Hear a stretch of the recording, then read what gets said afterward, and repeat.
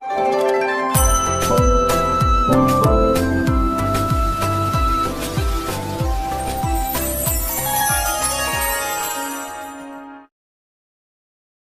जगन्नाथ मु दिवाकर दास आपण मानक प्रणाम करुच्ची। गरुड़ पुराण अनुଯାयी मृत्यु पर आपण आत्मा सहित कौन हुए तो चलतु देखा यही वीडियो को शेष पर्यंत जहाद्वारा गरुड़ पुराण अनुଯାयी सठिक तथ्य आम प्राप्ति करें। जदि गोटे लोक मरी जाए आपण जानतु गरुड़ पुराण अनुसार मृत्यु पर आत्मार यात्रा अत्यंत कष्टकर बोली विचार करे कहीं कर्म अनुसार आपण को फल बा दंड निहत भाव में मिले। यह व्यक्तिर कर्म उपर आधारित बोली आपण मैंने समस्ते जानती। तो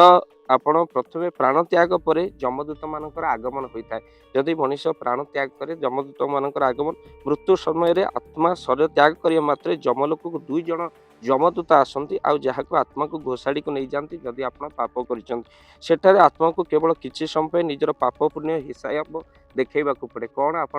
हिसाब देखा पड़े ता सहित आपन को पुणी थे पृथ्वी को फेराई अणा जाए जहाद्वारा आपण कौन ना 13 दिन अपेक्षा आपन को करने को पड़े आउ 13 दिन परिवार पक्षर दि जाऊा पिंडदान तर्पण आत्मा को शांति मिले। से 13 दिन पर्यंत जमदूत माने पाप पुण्य जो हठात दंड दियंती ना कहीं आपण परिवार जदि आपण किसी पिंडदान करती जहाद्वारा आत्मा को शांति मिलवा सहित प्रेत कर्म करने द्वारा जहाँ आत्मा प्रेत जनि जन्म रही 13 दिन पर्यंत घूरी बुले आउ कष्ट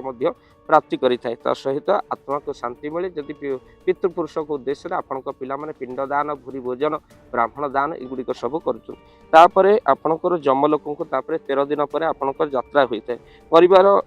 लोक मैंने आपण को तो भूली जाती ये हूँ संसार नियम। 13 दिन पर पुणी आत्मा जमलोक पहुंचे आउे आपण 16टी नगर पड़ी था जहाँकि गरुड़ पुराण लिखाई। ये यात्रा 47 दिन 1 वर्ष पर्यंत चली था आउे रास्तार भयंकर आपणकर कर्म अनुसार दंड जमीक भयंकर बैतरणी नदीर कथा कहुई जहाँकि आपण को पारी होगा पड़ो ता सहित पुण्यात्मा माने सहजरे पारी हो जाती किंतु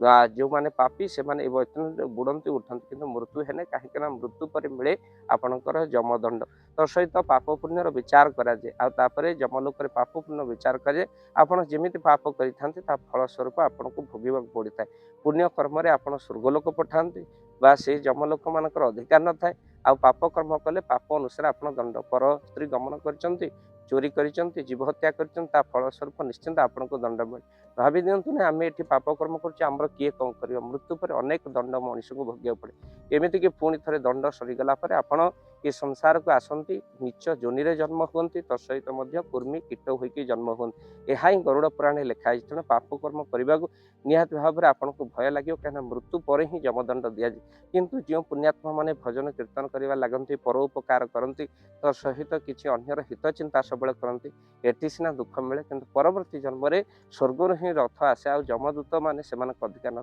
तो सहित पाप पुण्य जो मैंने अतीत हो जाती सब भगवत चिंताधारे रुहति से स्वर्ग भोग करने को पड़े ना बरम पाप नरक भोग करने को पड़े ना बरम से वैकुंठ गति प्राप्त करती जहाँ को भगवान का स्थान बोली कहुए। तेणु से गुरु आश्रित होगा निहाती भाव में दरकार ता सहित भल चिंता भल कर्म ये जन्म निहाती भाव में करवा दरकार। तेणु ये हूँ दुर्लभ जन्म से भागवत कहते अंते मनुष्य सृष्टि कला जही विश्राम सर्वलीला खाली से नुहे आपण वैकुंठ लोक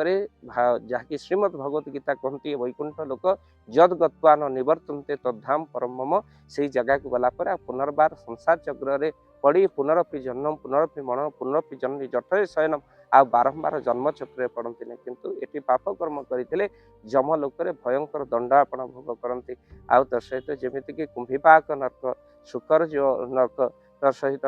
आपण अनेक नर्कर वर्णना कर परवर्ती भिडियो माध्यम आपको जनइबू। तो तेणु पाप कर्म करने को डर लगे तेणु एमती जगह बस कई कहबेनि उठ बोली आउ एमती कथा कह कई कहबेनि झूठ बोली वीडियो को निहाती भाव में शेयर करिए हुए तो मनीष पाप को डरी टे भल कर्म निहाती भाव में कर जमदंड को डरी भल कर्म निहाती भाव में कर तेणु वीडियो को बहु मात्रा शेयर करूँ आ चैनल जदि नुआ चैनल को सब्सक्राइब कर दिंतु मृत पर आ पिता माता पिंडदान निहाती भाव में करूँ जहाँ आत्मा को शांति प्रदान होता है। तो सहित घरे भागवत पाठ आ मृत आत्मा घरे निहाती भाव में गीता पाठ कर जदि आपण घरे मध्य गीता पारायण करने चाहती कौन मृत लोक मानी आपणक पिता मान श्राद्ध दिन पितृपुरुषों स्क्रीन रे चलता नंबर निहाती भाव में कॉल करते आम पहुंचू टीम सह श्रीमद भगवत गीता पाठ करूँ तेणु संसार तरीका पानी गीता ही अटई तरणी तेणु आपण घरे मृत लोक गीता पाठ कले भागवत पाठ कले कौन हुए ना जाव दिना हे पुत्रम शास्त्रम भागवत गृहे तावत पिबंती पितर क्षीर सपी मधुदकम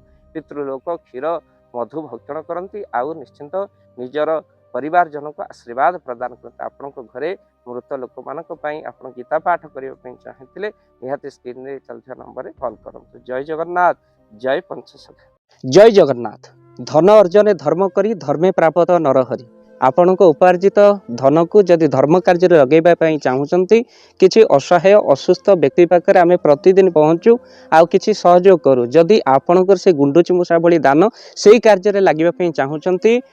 स्क्रीन रे चली ए नंबर रे एबे कॉल करंतु आमे दबु आपन को फोन पे नंबर आपनकर जेतिकी समर्थ रही सामर्थ्य अनुसार आपण प्रदान करेंगे आपणकर अर्थ राशि एबे आपण जानी के आनंदित हेबे। गोटी एम्बुलेंस किणा जाइछि केवल रोगी सेवा पई जदि आपणकर किछि अर्थ से एम्बुलेंस पई आपण सहयोग करिबा पई चाहंती तो एबे कॉल करंतु एही नंबर रे आपन को अशेष धन्यवाद। जय जगन्नाथ।